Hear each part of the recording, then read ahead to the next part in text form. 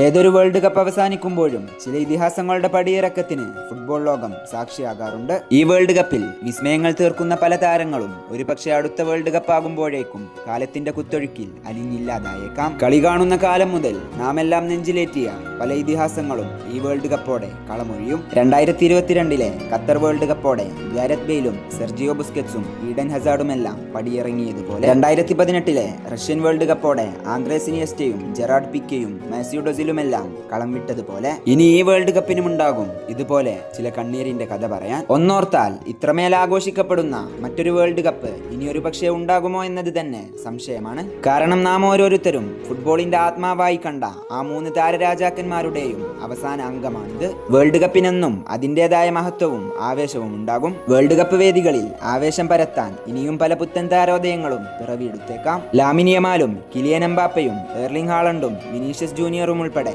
പല യുവതാരങ്ങളും ലോകവേദികളിൽ തങ്ങളുടെ കയ്യൊപ്പ് പതിപ്പിച്ചേക്കാം. എന്നാൽ കാൽപന്ത് ഹൃദയങ്ങളിൽ മെസ്സി, റൊണാൾഡോ, നെയ്മർ എന്നീ 3 പേരുകൾ ഒഴിച്ചിടുന്ന ശൂന്യത നികത്താൻ ഒരുപക്ഷെ കാലത്തിന് പോലും കഴിഞ്ഞെന്ന് വരില്ല. നേടേണ്ടതെല്ലാം നേടി ഇനി തെളിയിക്കാനൊന്നും ബാക്കിയില്ലാത്ത മെസ്സിക്കും എല്ലാം നേടിയിട്ടും വേൾഡ് കപ്പ് എന്ന സ്വപ്ന നേട്ടം മാത്രം തന്നിൽ നിന്നും അകന്നു നിൽക്കുന്ന റൊണാൾഡോക്കും അർഹിച്ചതൊന്നും നേടാനാവാതെ നിർഭാഗ്യത്തിന്റെ കുരിശിൽ തളച്ചിടപ്പെട്ട നെയ്മർക്കും ഫുട്ബോൾ ലോകം ഇടനെഞ്ചിൽ നൽകുന്ന ഒരൊറ്റ സ്ഥാനമേ ഉള്ളൂ. അവിടം നേട്ടങ്ങൾക്കോ കിരീടങ്ങൾക്കോ പ്രസക്തിയില്ല. ഭാഗ്യനിർഭാഗ്യങ്ങളുടെ അളവുകോലുമില്ല. കാരണം കണക്കുകൾക്കപ്പുറം കാലം സമ്മാനിച്ച കാവ്യങ്ങളാണവർ. ഇനി ഈ വേൾഡ് കപ്പിനപ്പുറം മറ്റൊരു വേൾഡ് കപ്പിൽ വിസ്മയം തീർക്കാൻ ആ 3 ഇതിഹാസങ്ങൾ ഉണ്ടാകില്ല.